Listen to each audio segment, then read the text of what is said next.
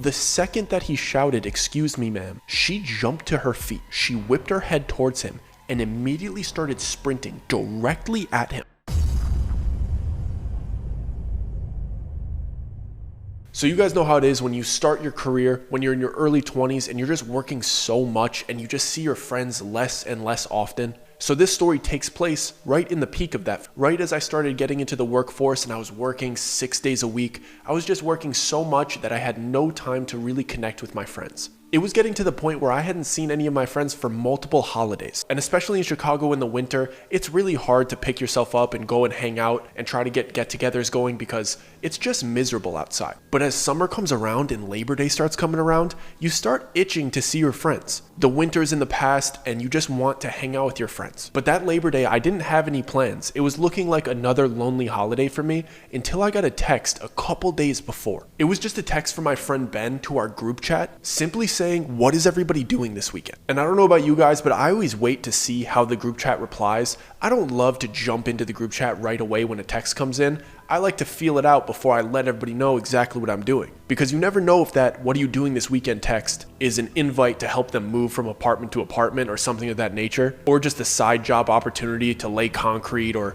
go stain some decks or something like that. I was not interested in that. I've been working so much, I wasn't looking for any side work. So I waited it out for a second, and the other guys in the group chat responded immediately. Mike replied first, and he just said that he had nothing planned for the weekend and he had been having troubles with his girlfriend Beth, which is a very consistent problem in his life. They seem to be in a love-hate relationship and they're just arguing constantly. But I guess they love each other, right? But then my other friend Jimmy replies to the group chat right away. He just says, "I'm doing whatever you're doing." Jimmy's incredibly spontaneous. He's just that bubbly guy. He's down to hang out when everybody's trying to hang out. And as long as he's with his friends, he doesn't really care what he's doing. He'll go and lay concrete if that's what you want him to do. As long as you guys are together and you could spend some quality time, even if it's hard work, he's down to do it. And again, I don't reply right away because I'm trying to see what Ben is bringing to the table, because I'm not really trying to just hit random bars over the weekend. I'd rather just rest and enjoy some good meals at home. So I just want to see what the plans are. But to my surprise, Ben hits the group chat with a couple pictures of an Airbnb, and he says that he has already rented it out, and if we want to come along this weekend, we're absolutely welcome. And he starts sending pictures of this really nice house in Michigan. So I start getting a little bit more curious. I'm like, I could probably sign up for this. It was a huge house on a lakefront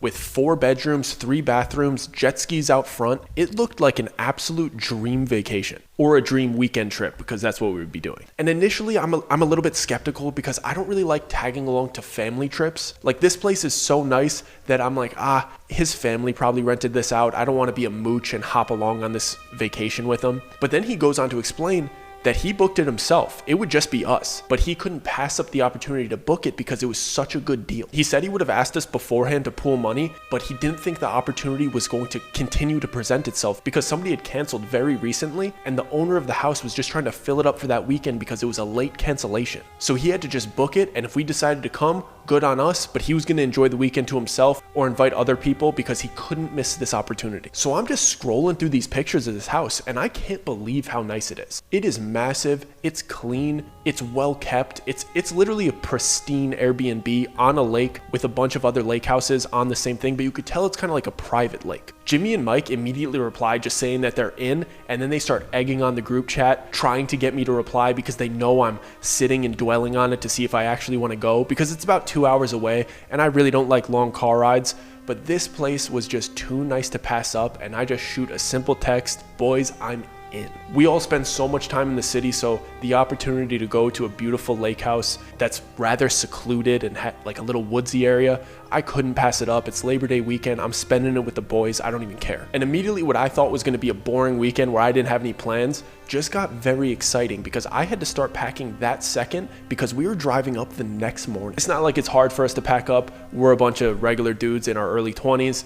We all just packed one backpack, so it literally took us 20 minutes. All we needed was board shorts and maybe a couple tank tops and some flip-flops. We knew we were going to be outside lounging pretty much all day. We didn't have to pack an entire suitcase, so one day's notice is fine for us. We meet up the next morning, we start heading that direction, and the vibes are right. It just feels like it's going to be a very fun, relaxing weekend. We all meet at Ben's house in the morning because it's much more convenient for us to all just drive together instead of all of us having to like look up the direction and maybe one of us gets lost on the way. It's so much easier to just pull up to Ben's house, we load up into his truck, and we just head that direction. On the drive up, we're all catching up, talking about work, having really good laughs. We're all such close friends, it didn't really feel like we skipped a beat. And Mike definitely didn't skip a beat because he's complaining about Beth the entire time. And we're just like egging him on to break up with her because this is a toxic relationship. They literally never stop arguing. So the majority of the trip was us trying to have like a bro to bro conversation like, hey dude, it's time to move on from that. But he's not hearing any of it because he loves her. And it actually makes the time go by a little bit faster. And before we know it, we pull up to this beautiful, massive lake house. And right when we pull up, we make Mike promise that he's not going to talk about Beth or his relationship for this entire 3 days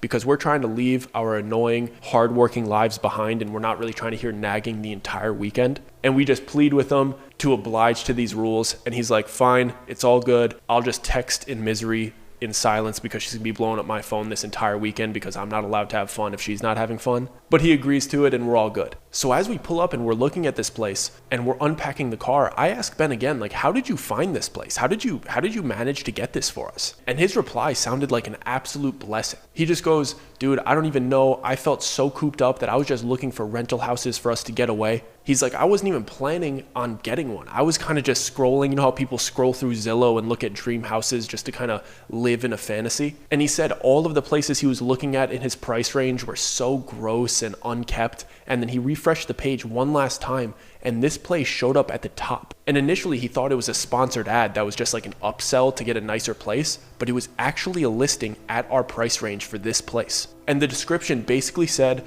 the people that rented it out for Labor Day weekend canceled last minute, so there was a 50% discount on this beautiful house, and he didn't even hesitate for a second. He just booked it because he felt like somebody else was going to do it if he didn't. It kind of felt a little bit odd to me when he initially said it because I was under the impression that Airbnbs had some sort of policy in place where if somebody rents it out, they're obligated to pay for at least a chunk of the weekend to cover the cost of the owner of the house. But I didn't want to damper the mood or try to add anything pessimistic to the situation. I just kind of wanted to live in what felt like this blessing and just enjoy this time with my friends. So I just didn't bring it up and I just let it happen. And I was just trying to embrace the time. And this place was super isolated. The drive up was so beautiful and so foresty and nice. And when we got there, the place was even more beautiful than the woodsy area. And the property was so well kept. We got there were simple instructions to grab the keys. We went inside. The entire place was immaculate, so clean, so nice. The lake was clean, and we were just ready to throw our bags in the rooms and get onto the lake. So we throw our swim trunks on, we go out the door, we start heading to the lake, and the first thing that I notice is that there's nobody else on the lake, and I thought that was a little bit weird too.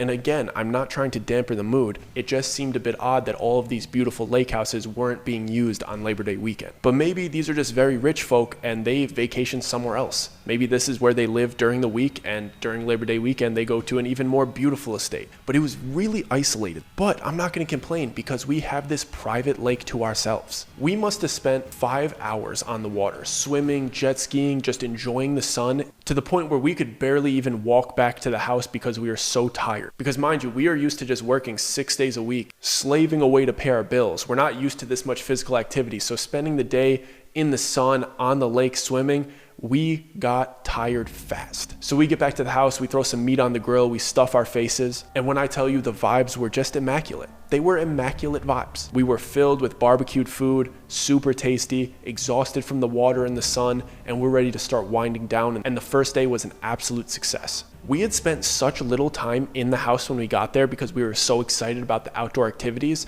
that when we got back in to settle in for the night, it was like walking through a fantasy factory. I didn't really take in how beautiful this house was. Everything was perfect and it was massive. But one thing about it is that all the bedrooms were actually really spread out. And when you're looking for quality time with your friends, that could be a negative, but I was actually pretty excited to get a little bit of alone time to myself because we socialized more than I had socialized in months that day, and I was ready to have a little bit of alone time. So I was pretty happy that I grabbed the master bedroom pretty far away from everybody. There was 2 bedrooms on the first floor and 2 bedrooms on the second floor. I decided to grab one of the bedrooms on the second floor. So somebody was probably sleeping right under me, but the other 2 people were completely across the other side of the house. And the person that was close to me was a complete floor under me. And this house is very sturdy, so we couldn't hear each other at all. And in my bedroom, there was these beautiful bay windows that looked out towards the lake and to the rest of the estate. It was just gorgeous. So I just spent some time looking out there as I was unwinding before I hit the hay. I took a shower and changed clothes. I got very comfortable, and then I got a text from the boys, hey, let's watch a show before everybody goes to bed. Let's just chat a little bit more. And I was like, yeah, that's fine. Just like a 30-minute episode of something. I haven't seen them in so long. I've had about 40 minutes to myself. I have a little bit of social battery left. So I'm going to head down and just talk for a little bit before I call it a night. And to be honest, I'm so happy I did because I didn't realize how much I missed these guys. We threw something really simple on the TV and we ended up just talking over it the entire time. And about 20 minutes in, I think I hear something, but I'm not really sure what it is. And then Mike goes, was that the doorbell? And then Ben nods his head, and I was like, I wasn't sure what that was. I definitely heard something. And we're all just kind of looking around because who would be ringing the doorbell right now? And then the doorbell rings again because we didn't see anybody all day. So why would somebody be at the doorbell? We didn't order food. I don't even think you can order food. But we all kind of scurry over to the door and we could see a figure out in front of the door. And we're like, there's somebody here. Let's go check who this is. Jimmy gets up first and he scurries over to the door, not seeming too fearful of the situation. He just goes, let's see who it is, and rips the door open. And it's very odd. It's just an old lady standing there at the door. And I quickly realized we kind of were puffing our chests out a little bit because who's at this door? We're kind of trying to make ourselves bigger. It's 4 grown men here. We don't know who's ringing the doorbell at this time. But then when we see it's an old lady, I kind of feel a little bit bad. And I could tell we all feel a little bit bad because we have very intimidating posture because we think it's just going to be a random stranger. But when it's an old lady, we're all just like, oh, okay. And we try to act friendly and put a big smile on our face and try to not startle her or make her feel uncomfortable. And Jimmy just goes, hey, can I help you? And in a really, really soft voice, she just says, oh, I just came by to see how everything was going. This was super confusing because who are you? And why are you here to see if everything's going okay? And I would have went about it in a slightly politer way, but Jimmy is very playful. And he just goes, hey, I'm so sorry. Do we know you? Just in a very questioning way, because why are you here? And the woman's just kind of standing there, looking as if she didn't really take in what he said and is just standing there motionless and expressionless for a couple seconds. And it made for a very awkward silence because we are waiting for this stranger's reply. But she looked like she was in her mid-70s and was kind of having a hard time cognitively.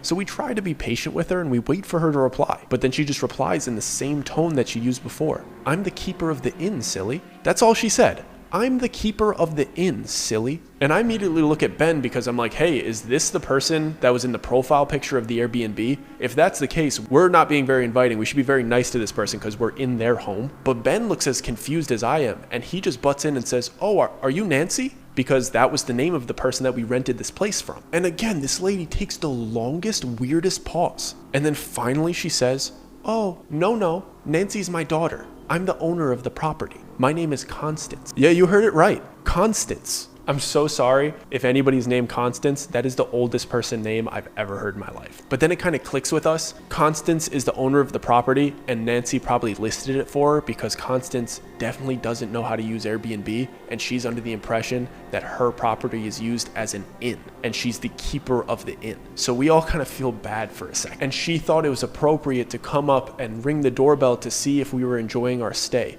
which is very sweet and innocent, and she doesn't really know how Airbnb works. So we feel for her and we just let her do her thing and make her feel welcome and try to let her know that we really appreciate her for letting us stay at her beautiful home. And she was just standing there very awkwardly and she was taking a long time to reply to us. So Ben just tries to be extra polite and he just kind of invites her in. Just out of courtesy. He didn't really want her in. None of us really wanted her to come in. We were trying to enjoy our weekend and we weren't really trying to hang out with Constance. Especially because Constance was very strange. Because it's not just the fact that it took her an eternity to reply to a sentence. She didn't really look as if she owned a property like this. And I mean this in the nicest way. I hate to judge a book by its cover. But she looked kind of unkept. Her hair was all frizzy. Her clothes were kind of like an Amish lady, just very dingy and looked like they were washed by hand for a few years. And she had big bags under her eyes. She didn't look very well. But that kind of added to us feeling bad and having sympathy for her. I even noticed that she kind of had dirt under her nails. She just didn't look very well kept. And it didn't give me good vibes. I felt a little bit weird about it. But it's just an older lady who doesn't know how Airbnb works. My sympathy for her dominated my initial impression of her, so I just kind of let it happen. Thankfully, she declined Ben's offer, because that would have been horrible. She just said that she wanted to stop by to see how we were liking the place and that she had to head out. And we all just said okay and nodded our heads, kind of letting her leave because we're not really trying to have her come in. And then in that same really soft, kind of eerie voice, she just goes, I'll get out of your hair now, but if you need anything, please just let me know. And we're just like, yeah, okay, Constance, we'll We'll get to you if we need anything. So we close the door and we go back to the living room, and we're kind of like holding in jokes and laughs because we do feel bad. But it was a very bizarre interaction. And at that point, Constance kind of took up our TV time, and I was ready to hit the bed, and we start wrapping up the night. We tidy up the living room and we all go our separate ways, and I head back to my bedroom. And I don't know if it was because I was kind of spooked by Constance, or I had a bad feeling about the lake because there was nobody else here, or because of the circumstances of getting a place this nice on such short notice, but it felt eerily quiet to me. I didn't like the feeling of the house at night. I don't know how else to explain it but that. I wasn't enjoying the feelings I was having while I was laying down. And it's a weird feeling being that uneasy in such a beautiful house with your best friends on vacation. But for some reason, I just didn't feel right. So I'm just laying there and these odd thoughts are going through my head, and I'm just trying to stay as motionless as I possibly can, so hopefully I drift off into sleep. And for just a moment I did. You know, like right when you're easing into a dream and then something happens. I wake up hearing loud, sporadic footprints outside of my bedroom. Not in the hallways, but like outside of the house, outside of the walls to the outdoors. I hear footsteps, sporadic footsteps right outside of this home. But I can't tell if I heard it in my dream and I just woke up. So I'm laying there just hugging my pillow, waiting for another one. And it takes about 2 or 3 minutes, and then boom, I hear it again. I hear those same footsteps. So I know it's not from the dream. Like I actually heard those. But instead of hopping up and looking out of the window initially, I just reach over and I grab my phone, and I scared to text my friends, hey, who's running around the house? Like, I'm just trying to get into the group chat, like see if anybody else hears this. I'm not trying to go find this situation myself. I'm trying to see if it's one of them. Maybe somebody ran to the car. Maybe they forgot something there. But nobody's replying in the group chat. So I'm just laying there panicking because I just want to hear Jimmy say, yo, my bad, ran to the car. But nobody's even getting back to me, so they're definitely asleep. And I don't know if I'm overreacting, but I have enough of it. I have to slowly creep out of my bed, and I go to those big bay windows that were so beautiful earlier in the day, and I look out of them and I see the source of these sounds. And right off to the edge of the property, there was a couple sheds, and then there was like a pool house almost. And guess what I saw? I saw Constance walking into the pool house. And when she opened it, I could see inside of the door, and it was clearly a living quarters. And it hit me right then. That's how she got here. We didn't hear a car pull up when the doorbell rang. We didn't hear a car pull off when Constance left because she didn't leave the property. Constance was living in the pool house. And again, I kind of got a level of sympathy for her because she doesn't know the rules of Airbnb, but she's technically not breaking the rules. Because we rented out the entire place. Anybody that has used Airbnb, you know that sometimes the people could just rent out a room in a place that they're going to be living in, or they could rent out the entire place. So we're under the impression that nobody's going to be on the property. But because it's a pool house not in the main house, she's not actually breaking the rules. She's not in the same structure. And Constance is living right in that pool house about 20 yards away from the main house. And as much as this creeped me out, it did kind of relieve me as well because I didn't know whose footsteps those were, and it was kind of nice knowing that it was just kind of old raggedy Constance going to her pool house. So I'm able to actually fall asleep a couple minutes later. I wake up in that beautiful bedroom a couple hours later after a full night's sleep, and I have the sun shining on my face, and I feel pretty well rested. And I hear the guys in the kitchen, and I could smell some coffee. So I know I've already missed out on some jokes. I gotta get my stuff together, freshen up a little bit, and then I head downstairs to go enjoy the morning with my friends. I get downstairs, I get handed a cup of coffee. The guys are filling up the cooler to hit the lake again today, and I'm pretty excited again. It was a little bit of a weird interaction, but it is what it is. I'm excited to have this vacation with my friends. So I take a sip of my coffee before I'm going to bring up what happened the night before, but Ben cuts me off before I could even bring it up. And he just goes, sorry man, I slept like a log last night. The second I hit my room, I didn't hear anything. It's probably just the house creaking and stuff. And I look at all the other guys, they kind of confirm with nods that they were fast asleep, but they had all gotten my text the night before just at 2 a.m. like, hey, you guys hear that? So they know I was kind of freaked out. And they're all under the impression that it was just the house creaking and stuff. So I'm sitting there sipping my coffee, and I'm like, no, it wasn't. I have some fun news for you guys. You remember our girl Constance from the night before? And they're all just like, yeah. And I'm like, go look out of that window. You see that little pool house right on the edge of the property? That's Constance's house. And she was scurrying around my bedroom last night, and I saw her go in there. And they start dying laughing. because I was clearly freaked out, and they just thought it was so funny that I was so scared last night, texting the boys group chat, not getting out of my bed, and Constance is circling my bedroom outside of the house, and I'm just sitting there freaked out, not getting good sleep. They just thought it was hilarious that I was so scared of Constance last night, which rightfully so, that's kind of hilarious. But then as the laughter dies down, we're all kind of looking at each other like, that is a bit weird. We don't love that she's staying there. Like, we rented this place, we should have it all to herself. But what are we gonna do? Kick this woman off her property? So we all just finish our coffees, we throw on our board shorts, we're about to hit the lake again. And as we're leaving the house, we see somebody buy the jet skis that we are excited to use today. And as we're getting closer, we're like, what is this guy doing? He has like the seat up, so he has access to the battery and where you put in the gas and things like that. And it's just this middle-aged guy. And we kind of come up and we're like pressing him a little bit because we didn't see anybody here yesterday. We rented this place. Why is this guy touching this jet ski? And why does he have it open? But he's just standing there, expressionless, kind of similar to how Constance was, just not giving us any answers touching this jet ski. But he doesn't look like a harmless old lady, so we're not being nice. We're pressing him. We're trying to figure out who this guy is. But then we hear a voice to the left, and wouldn't you know it, I look over to the left, and it's Constance just walking up to our group. And in that same little freaky voice, she just butts into the conversation. She goes,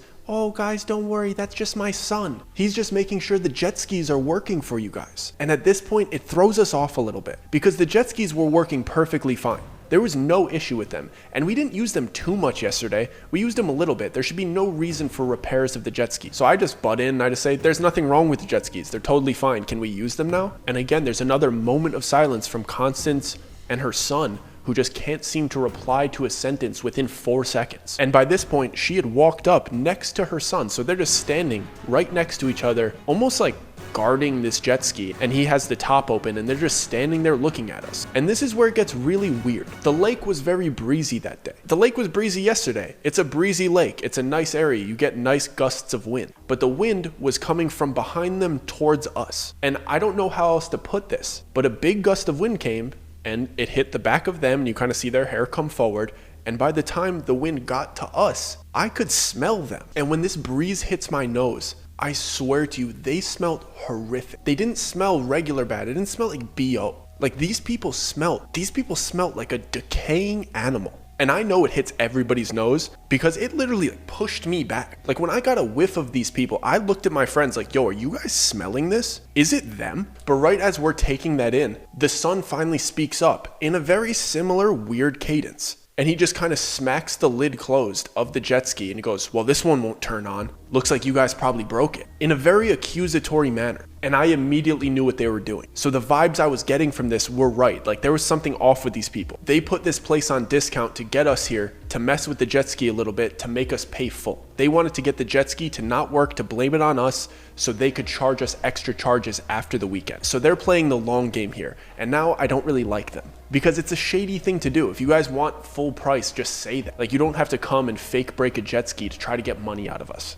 And I was really annoyed with this, and I was kind of happy that the other guys were really irritated by it as well. And I could feel the tension kind of rising, but I don't see Constance and her son recognizing that tension. They're just standing there awkwardly again, just staring at us. And then they both just start walking away at the same time, and Constance just kind of shrugs her shoulders and goes, oh, just have fun, we'll worry about it another time. As if she couldn't even pick up that we saw what they were doing, and that was a tension-filled situation. It seemed like they were just oblivious. And even though we were all mad, Jimmy broke the tension by laughing hysterically. Right when they walked away, he just fell to his knees and was laughing so hard. He couldn't help himself because he just thought that these people were so weird. And then finding out they smell like that just put the cherry on top of this whole bizarre situation. And he was just trying to lighten the mood because it did feel tension-filled for a second. And even though Jimmy's laughing, I'm still pretty irritated. So I'm like, guys, you noticed that, right? You're noticing what's off about them. And they're all like, yeah, this is very weird. It's weird that they smell that awful, and it's weird that they dress like that. They almost look homeless. And their weird hovering behavior where they just have these blank stares, and you can't have a real like human-to-human conversation with. There's just these long pauses.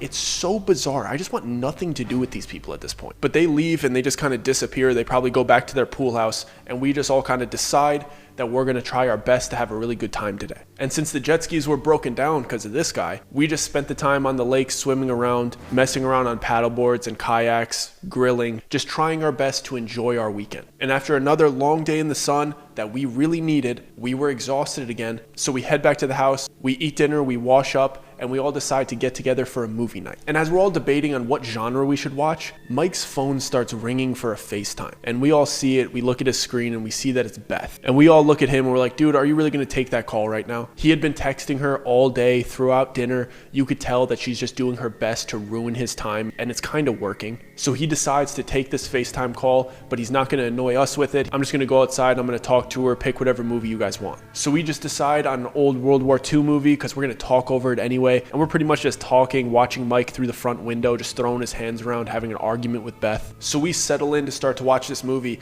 and about 20 minutes pass.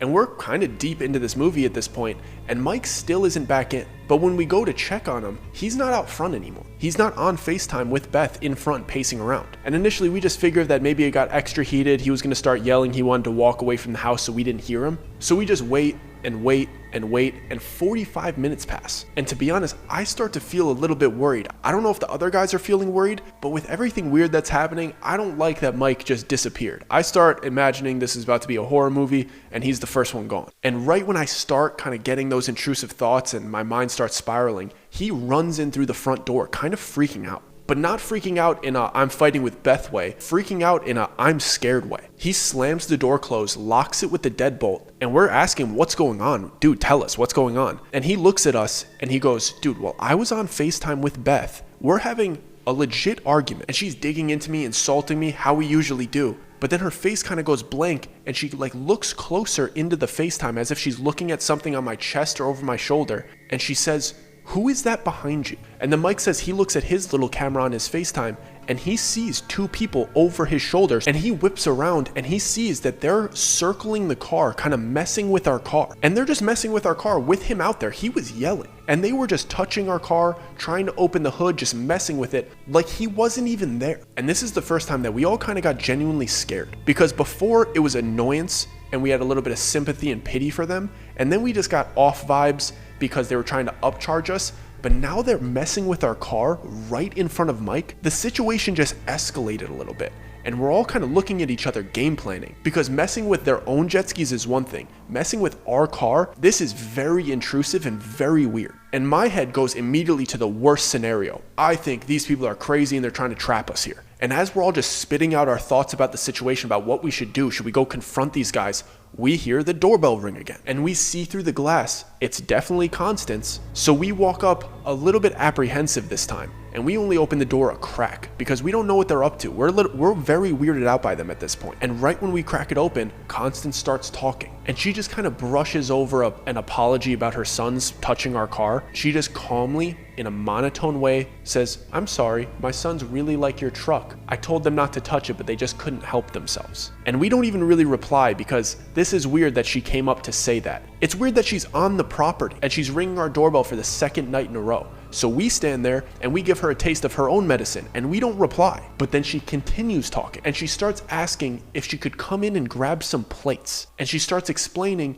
that all of their plates are dirty and there's just a couple plates that they like to use in the china cabinet in the dining room. And she would really appreciate if she could grab some. And we all kind of look at each other and we're like, see if the sons are here. Like, don't open the door all the way if they're there. But then the sympathy starts seeping in a little bit again. And we're just like, this odd old lady that doesn't know how Airbnbs work, she just wants to get some plates to eat dinner. And we all kind of look at each other and we're like, all right, let's let her in, I guess. Because she hadn't shown any signs of being harmful. Her two grown sons, we could be a little bit scared of them, but she just seems kind of out of it and doesn't really know what she's doing. She doesn't seem like she's all there. So we're like, all right, let's just let her grab her china. So we all just back up a little bit, but we're not walking all the way away. We're going to kind of monitor her while she's going through the house. So Jimmy opens the door just enough for her to slip through, and then he closes it right behind her and locks it so the sons can't try to barge in after, because we're still a little bit weary of the situation. But once she's in the house, she is just acting like she owns the place. And I understand she does own the place, but when you're renting it out to somebody else, you don't just walk around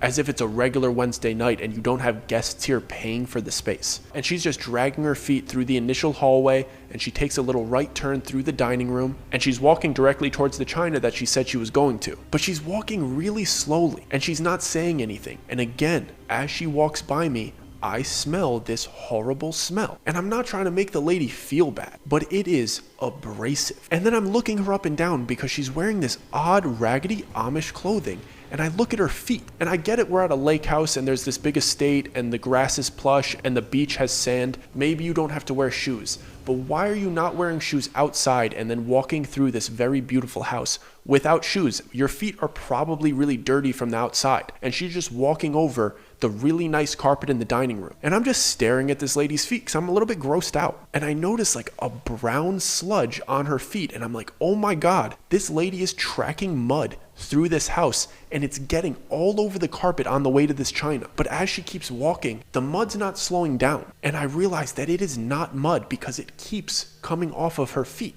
And this is disgusting, and I'm sorry to share it with you. This lady was walking really slowly and dripping fecal matter down her leg through her Amish dress to her feet, dripping it all the way to the china cabinet, getting it all over the floor, and she doesn't even notice. And now this room and this house, the entire first floor, smells so bad, I can't even express it to you. And right away, I feel horrible for this woman. I know I was skeptical of her. I know I've been saying she's acting weird. I even accused her of messing with the jet ski to upcharge us. But I immediately get hit with a wave, empathy, and sadness for this older woman who doesn't know that she's struggling with incontinence and she's doing this in front of a bunch of strangers and covering her own home with it. I felt horrible for her. And I know all of the other guys noticed, and none of us had the heart to bring it up. We were just going to let her grab her china and we're just going to let her leave and we're going to save her the embarrassment. I don't want to do this to this woman. I feel horrible for her. So we're all just standing there as this woman is honestly humiliating herself in front of strangers. But she grabs her china, she turns around, she tracks even more mud all the way back to the door.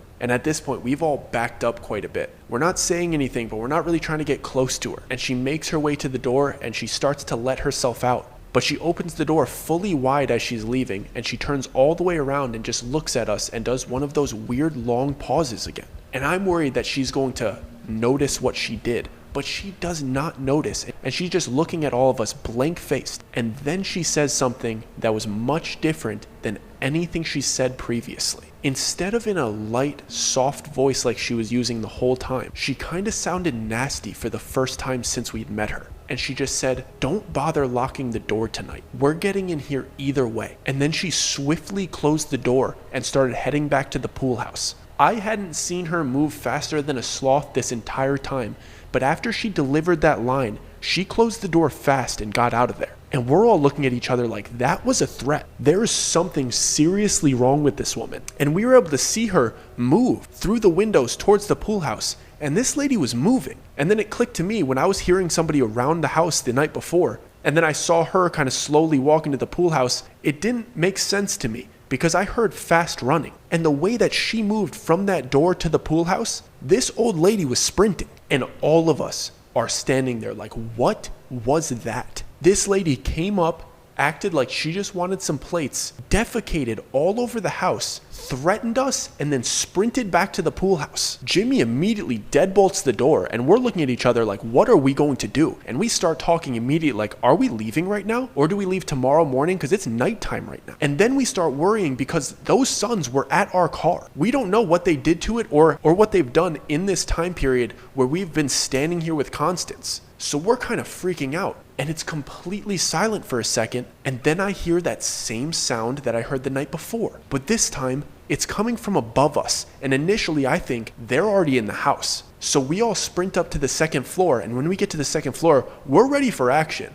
It's 4 of us, and the 2 sons weren't that physically imposing, so we're like, we're gonna have to take these dudes out if they're in here. Like, we don't like this one bit. We'll call the police. We'll get these guys apprehended. We'll take care of them, and we'll get them arrested. But once we get to the second floor, we realize the footsteps are coming from even higher. They're coming from the roof. There's people walking on the roof above us. So we make sure all of the windows are locked on the second floor, then we go back down to the first floor after we all grab our backpacks. It only took us like 2 seconds to grab all of our stuff. And we're trying to look through the windows, see anybody, because we don't know if we're going to leave this second or if we're going to wait it out until daytime to leave tomorrow. We're honestly undecided because we don't know what's safer. But in the living room area, it's kind of like those dens that doesn't have the second floor. It's just a super high ceiling. And the ceiling above us in all of the other areas of the house is technically this a lower ceiling that goes to the second floor, but in the living room, the ceiling is the roof, and there's skylights on the roof because during the day it lets in a beautiful natural sunlight. So we all walk into the living room and make sure that everybody has everything, and we're just trying to decide what we're going to do.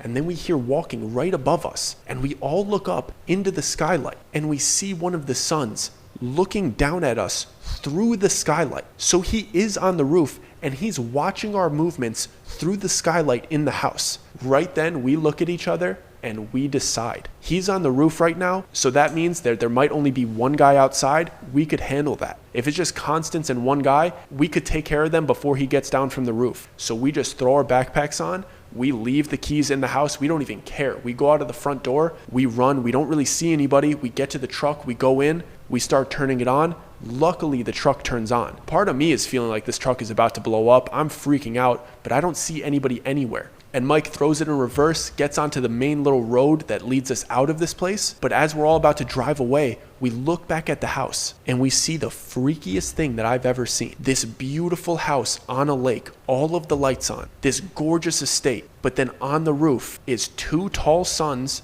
and Constance in the middle.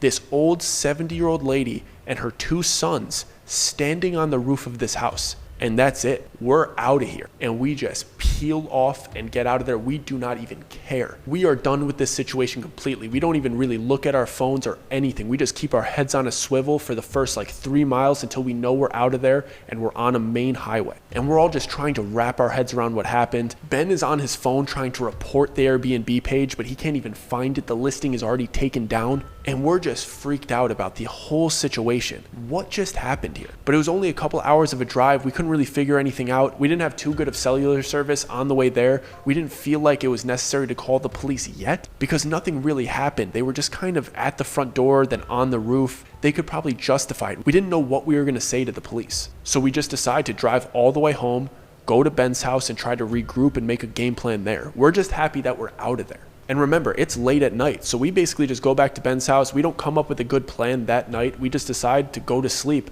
and revisit it the next morning. So when we wake up, we're all freaked out still, and we just decide we're gonna call the phone number that was texting Ben instructions to get into the house. And we don't know if Constance is gonna pick up, but who knows? Let's just call this person. Let's see what's up. So Ben puts it on speakerphone and he calls Nancy, the person that put that Airbnb up for listing. And she's like, hey guys, how are you enjoying your stay? Blah, blah, blah, blah, blah. And Ben immediately goes, what do you mean enjoy our stay? Your mom was there harassing us the entire time. Your brothers broke the jet ski. They were messing with our car and walking all over the roof. What type of weird thing are you running there?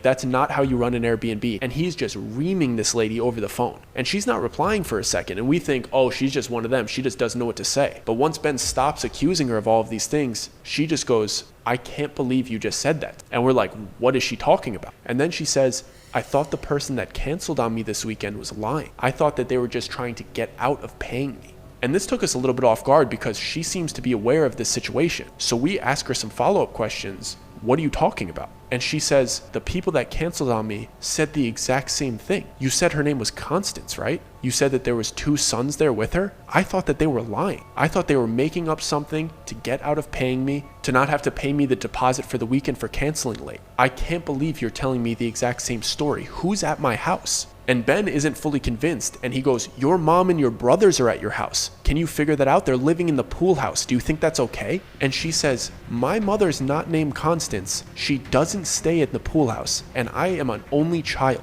And then we're all freaked out because we realize at that moment, they have no relation to Nancy. Those are complete strangers to Nancy, and she's just an innocent lady renting out her house. Because she starts profusely apologizing, and then she asks if she could get off the phone with us to call back the people that canceled on her earlier that week to apologize to them. So we let her off the phone for a minute, and then she calls back about 10 minutes later, and she starts asking us to give her a detailed description of these people because she's going to go send the police over there because she has no idea who they are. And of course she says she's going to refund us for the whole weekend, and she's so sorry that happened to us at her property. She's devastated by this. She thought the other people were lying to her. But once we came to her and said the exact same thing happened to us, she realized there were strangers at her home harassing her tenants. So we do our best to describe these people to her, but we are so confused with the situation still, and when we get off the phone with her, we did our best to tell her everything we knew about them, but we didn't really know much. But a few weeks passed, she fully refunded Ben for the stay, and a little bit later that month, we get one more call from her, and she gives us the results of the investigation. And she found out that Constance and her 2 sons were homeless people living in that area in the woods,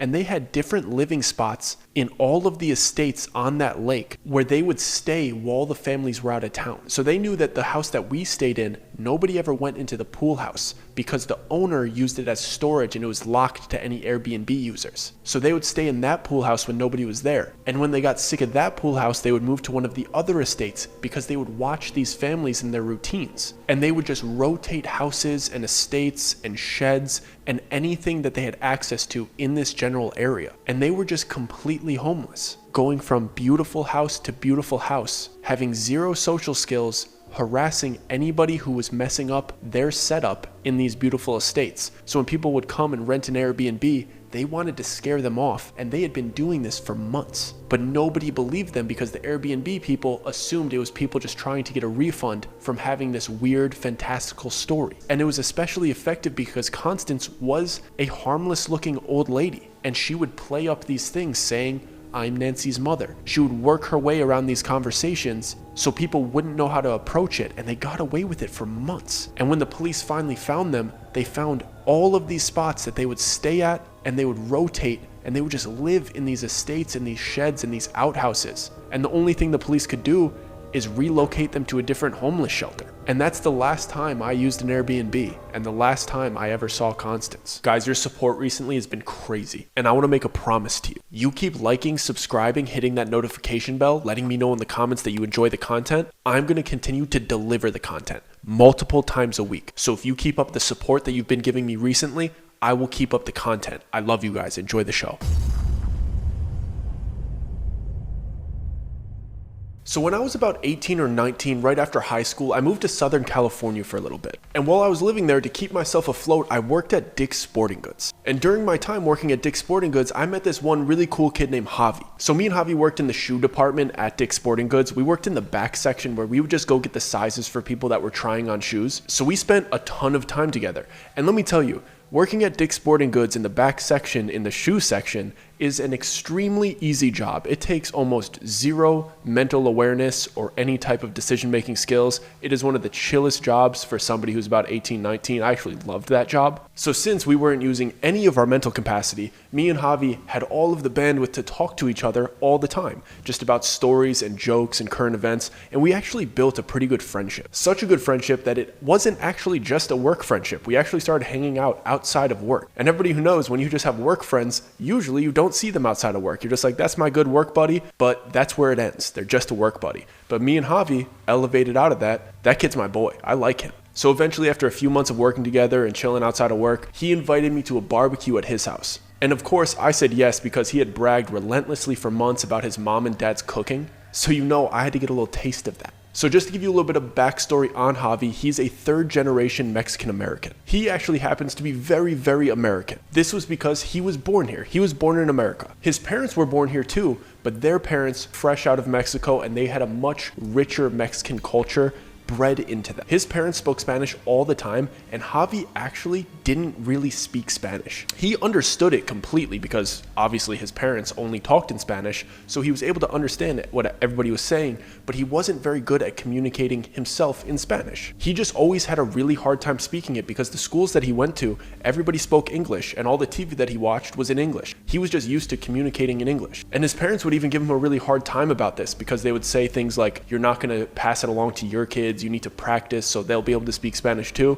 which is very understandable. But he just didn't really feel the need to sharpen up his Spanish. He just kind of let it fade. So anyway, the Friday comes of the barbecue, and me and Javi have a shift together, and I just get into his car, and we're just going to drive to his place with him, and he's going to give me a ride home later. Javi lived in East LA. I had never been over there before. It was a very interesting place. The way the houses and the streets were set up, where you can't tell if the street is an alley or an alley is a street. I'm from Chicago. We have very clear, distinct alleys and very clear, distinct streets. Over there, it's almost like you can't tell what the front of the house is and the back of the house is. I don't know. It was a super interesting area. I really enjoyed it. It was a very good time. This doesn't matter. I'm going to keep going. I don't know how else to say this, but this was a super Hispanic gathering. And I only say that because immediately I felt like I was sticking out like a sore thumb the second I walked into that gate. I didn't feel unwelcome by any means, but all of his aunts and uncles and cousins immediately started messing with me, talking to me in Spanish. I didn't know what they were saying, and they were just kind of calling me gringo, and we were giggling. They were super friendly. It wasn't mean by any standards, but I was definitely out of place in this setting. So I'm just enjoying the night the best that I can, because nobody speaks my language except for Javi, who's completely in hosting mode with his parents, and he doesn't have any time to talk to me. So I'm just kind of sitting there like a wallflower,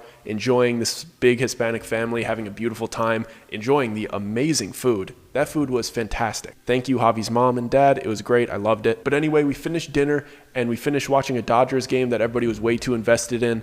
I don't understand. And then we all gathered around a little fire pit that they had in their backyard, and everybody was just talking and chatting, and it felt like a really fun, intimate family gathering. But I'm just sitting there like a wallflower. I have nothing to put into this conversation because nobody's going to know what I'm saying, and I'm not going to understand any responses. So I'm just trying to soak it in and just have the best time that I can, but I'm just watching this family interact. And as it starts to get a little bit darker, one of Javi's uncles starts kind of like poking fun at him a little bit and teasing him and like pretending to cry. You know when somebody's like almost insinuating that they were crying, you know, kind of faking crying and then pointing at them and laughing. He was an older gentleman. He was just doing this to his nephew, but I didn't understand the context of why he was doing it. But then he turns his attention towards me and he kind of nudges Javi and pointing at me, and I could kind of tell that he's trying to get Javi to tell me a story about what he's talking about. And he's trying to pressure Javi to tell the whole group about this probably embarrassing story. Javi immediately tries to change the subject, and I could tell he's a little bit irritated by it, but the rest of the family piles on and tries to like get him to tell this story again because I guess they really love it. But I could tell Javi's a little bit embarrassed about it, and he probably doesn't want to tell it in front of me, but he gets pressured into it. And the story goes like this. When Javi was 12 years old, he took a trip to New Mexico with his family. They were headed there to go visit his extended family, some of those family members being at this barbecue. And at the time, he hadn't met any of them. He was super excited to meet all of his extended family for the first time. And the reason that he wasn't able to meet them until this point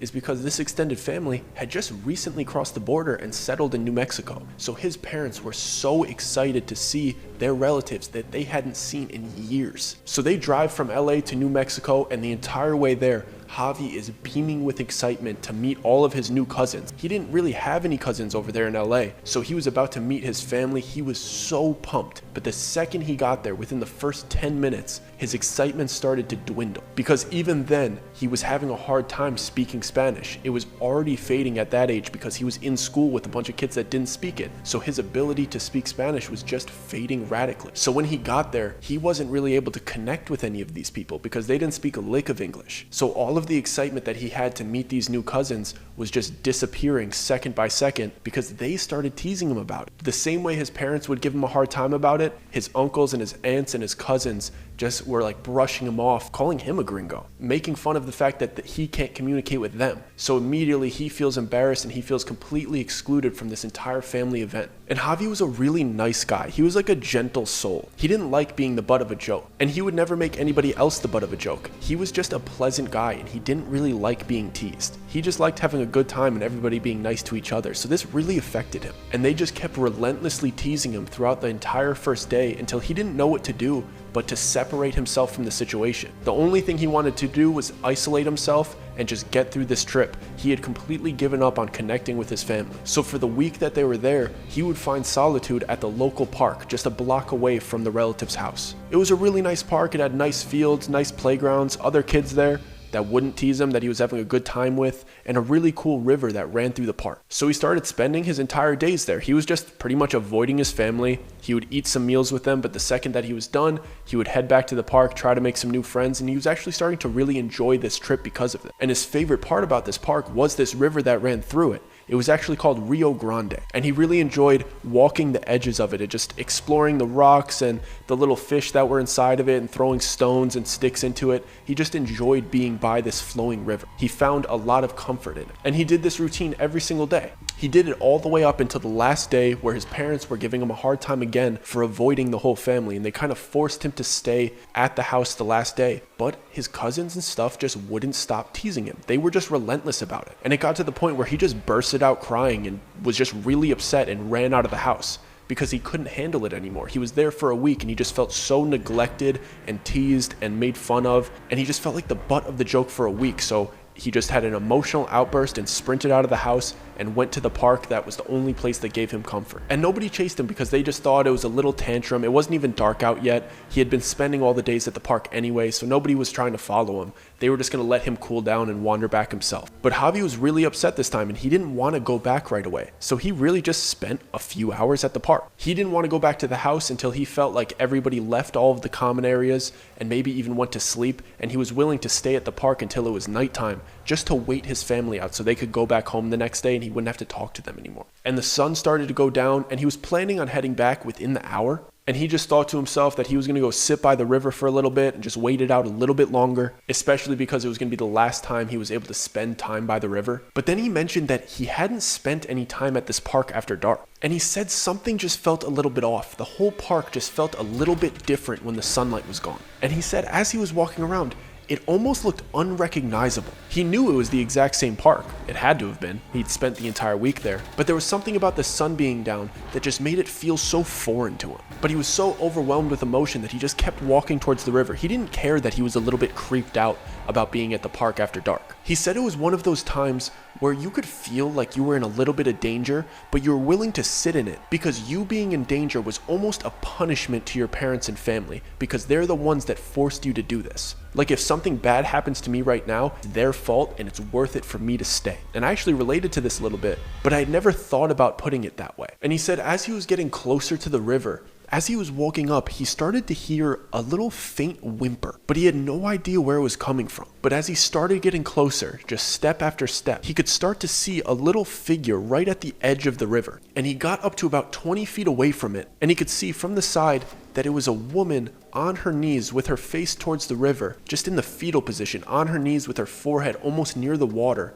just whimpering. He could tell the sound was coming from her because he could see her back moving up and down as the whimpers were coming out. So he could tell that the whimpers must be coming from this person. Even though the river's flowing pretty heavily and the sound is a little distorted, he could just see that her body movements matched the sound. And then it got even more weird. He said that he could tell that she knew that he was there. Even though she didn't turn or acknowledge him whatsoever, he could tell that she knew because her whimpers turned into a cry once he got close enough. Like she almost elevated how hard she was crying because he was present there with her. He said it felt performative. It didn't seem genuine to him. It almost seemed like she was trying to get attention and sympathy from him. But he was only 12 at the time, so he doesn't know how to approach this situation. An older woman crying in isolation by a river. He doesn't know how to comfort her in the situation, so he's just standing there frozen kind of awkwardly in the dark in this creepy park. But he didn't feel like he could run away or leave her there either. He was just kind of standing there trying to figure out what he's going to do in this situation. So he's just standing there for a few moments listening to this woman cry by herself, but then she starts to pick it up even more. And he says that he could kind of hear her faintly saying something. And he said on every exhale, she was saying, mis hijos. And she just kept repeating this in between sobs and whimpers. Mis hijos, mis hijos. And if you don't know what that's translated to, it's my children. She was saying my children in between every cry. So he's just standing there hearing this woman cry, and he finally musters up the courage to say something. Because he genuinely wanted to help this woman. He didn't really know how, but he knew he had to speak up in some way. And the only thing that he could come up with was, "Excuse me, ma'am, are you okay?" Just really simple, just a nice, lighthearted thing to say coming from a 12-year-old to a grown woman. And usually when somebody's crying in isolation, when they hear that somebody's present, they either acknowledge that person and they're happy that somebody's there to help them, or they're so devastated with whatever situation that they're in that they completely ignore that person's presence. She didn't do either of these things. The second that he shouted, "Excuse me, ma'am," she jumped to her feet. She whipped her head towards him and immediately started sprinting directly at him, but not a regular sprint. She put her hands straight out in front of her, with her fingers outstretched and clenched like she was sprinting towards him to grab him immediately. And I'm talking a full sprint without using her arms. Plus, she stopped crying the second a word came out of his mouth. It was like mid-cry, immediately to silence to her feet, sprinting at him. It's like she was waiting there for somebody to come and hear her. It's like she set this trap and was ready to attack anybody that approached her and was trying to help. Luckily, he was still about 20 feet away from her, so he was able to turn around and start running. And he said as he was running home, he could hear her sprinting, her feet hitting the floor right behind him, his entire run home. And he said something really odd. He said, I didn't look back at her, but I could hear that she was wet. He said it sounded like she was soaking wet, like her clothes were sopping wet, because the way her feet were hitting the floor, it sounded like there was water on every single step. And he only got a quick look at her face before he started running. He described it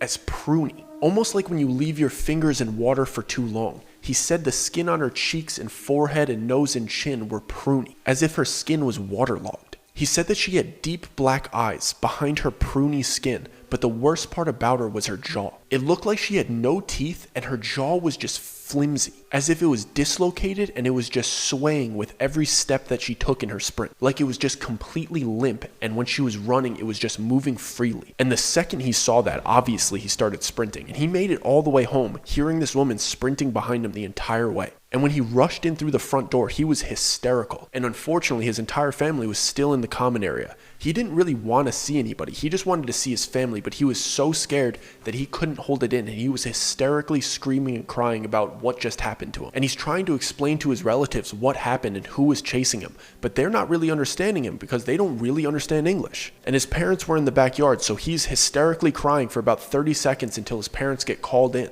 And finally somebody's there that can understand what he's saying, relays what just happened to him to his parents. Everybody could tell that he was hysterical, so the room had a weird tension to it. They weren't teasing or having fun or partying anymore. They were waiting to hear what the parents were going to say because they were going to relay the information to the relatives. So once he finished the entire story and the parents started telling all the other relatives, they were just listening intently until it was finished. And Javi's sitting there watching his parents tell his relatives this horrible thing that just happened to him. And right when they finish, all of his relatives and cousins and aunts and uncles burst out laughing. They thought it was funny what just happened to him. This horrible traumatic event, they were laughing.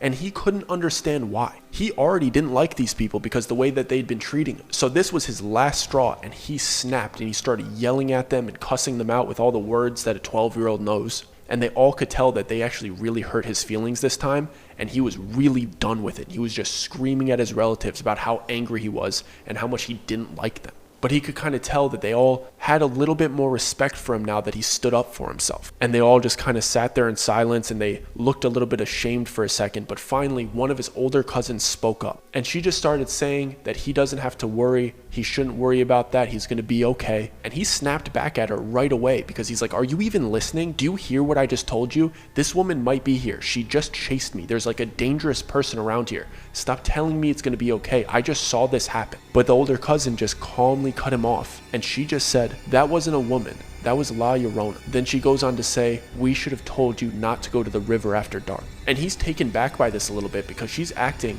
like this is a common occurrence, like this horrifying looking woman is a regular thing that happens around here. Then she goes on to explain that everybody here has seen her, and we hear her crying in the distance at least once a month. We've all experienced this. Like, don't worry, we're in this together. We believe you. And then all of the other cousins start joking a little bit and teasing each other about all the times that they first saw this woman and how they were crying and how scared they were. And this kind of comforted Javi a little bit because they weren't teasing him. They were teasing each other and making him feel like he was actually a part of the family. But he was a little bit confused about why they were talking about it so casually. But since he was 12 and he was very impressionable, and this was the first time that his relatives were actually treating him like family and making him feel comfortable, at the time, it kind of felt like it was just an initiation into the family and they finally accepted him. So I'm just sitting at this barbecue and everybody's cracking up about this La Llorona story. But I could see that once Javi finishes the story and he's done smiling and he's done performing the story that all of his family wanted him to tell, I could tell in his eyes that he did not enjoy telling it. He wasn't happy that he had to retell that and relive that experience, even though he hid it pretty well to all of his relatives. So once the barbecue wrapped up and we get back into his car and he's about to drive me home,